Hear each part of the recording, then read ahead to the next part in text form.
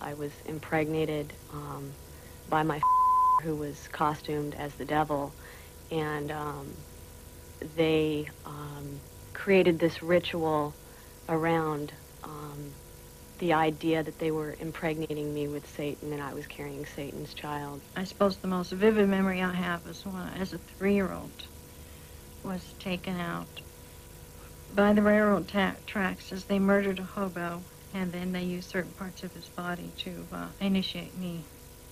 And then I became what they call the bride of Satan. Satan has come back to haunt us. Lucifer, the devil, the Antichrist, overlord of hell and all demons, this creature who was so terrifying and so real to our forefathers, but who withdrew in more enlightened times, has returned with a vengeance.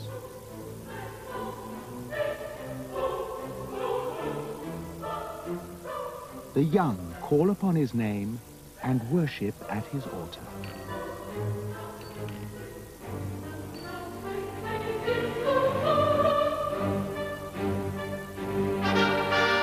At a London concert, they make this sign. The sign of the goat, supposedly the sign of Satan.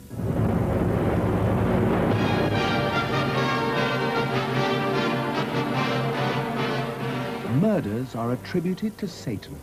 In a Texas prison, this young man is serving a life sentence for a brutal stabbing, which he described to the police as a human sacrifice demanded by his master, Satan.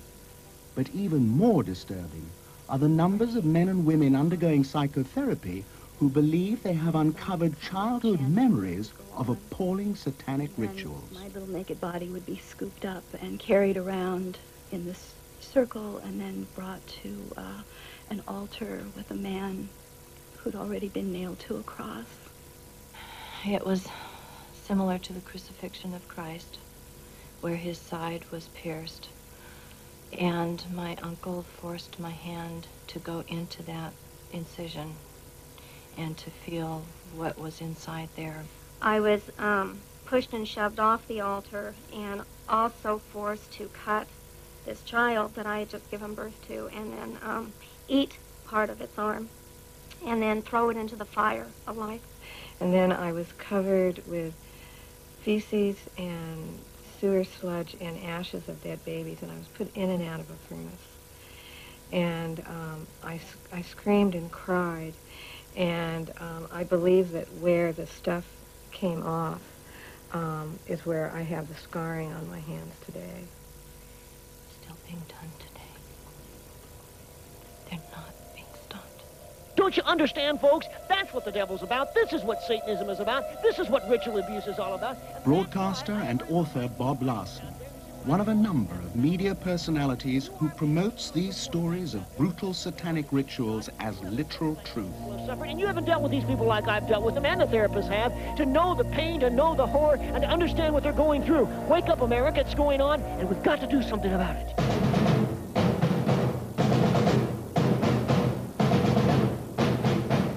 If you believe that Satan is a real creature with power over our lives, think of this film as a journey in search of him, his victims, and his followers. Do you want total war? Turn man into? But if you believe that Satan is a figment of man's imagination, let these questions guide your journey. Do you want?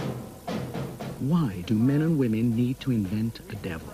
Why does he always reappear when times are confused and hard? Do you want total war? Why should this be one of those times? Total war! Unleash the beast in man once more? Yes, you want. Total war!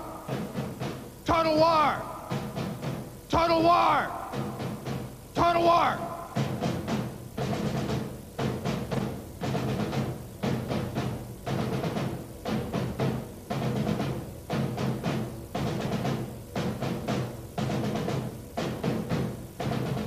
Our search for the devil began in this underground shrine of the Church of Satan, which has its satanic Bible and its satanic Pope, the reclusive Anton LaVey.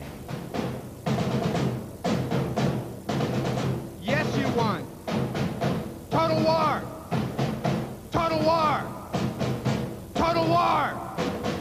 Total war!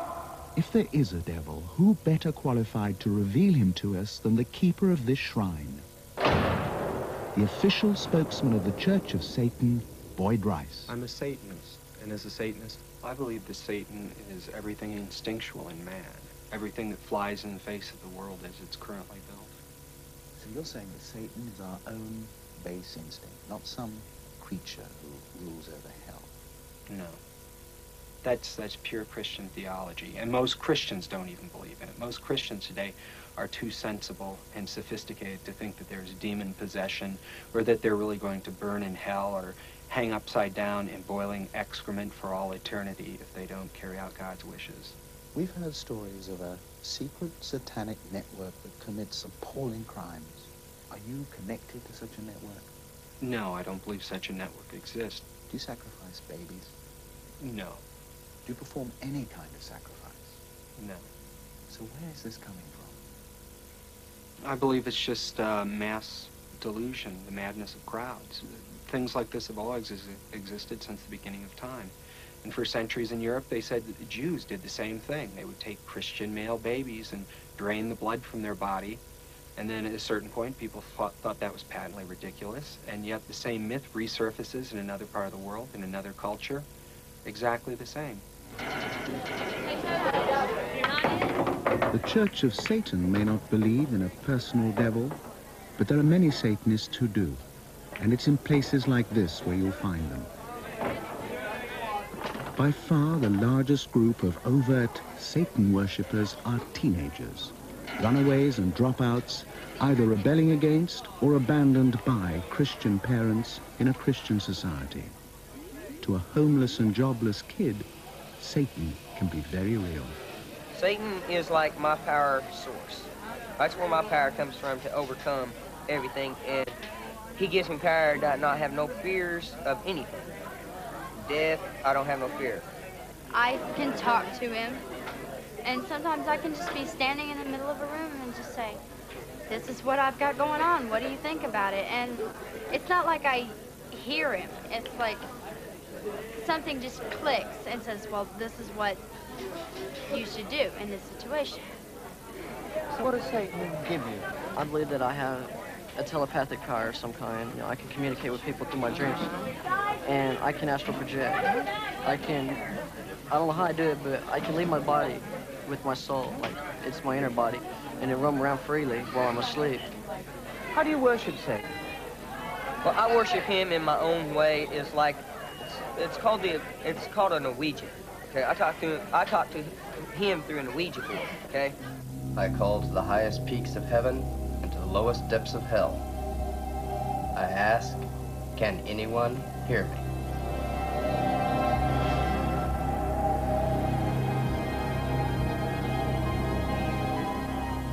The attraction of Satanism to teenagers has nothing to do with pleasing Satan. They're looking for acceptance. They're not accepted in their own homes. They do not know how to earn a living. And there aren't any jobs available for them. The majority of the kids that I've represented are looking for a way to belong and willing to do anything to be accepted. Be it street prostitution, be it selling drugs, be it Satanism. They don't care what it is. They want to belong. Roger Bridgewater is a committed Christian and a lawyer who defends teenage Satanists. Another thing is that it makes them have a justification for why people don't like them. That it no longer is because I'm Timmy and I'm worthless. It's because you don't like Satan. It's why you don't like me.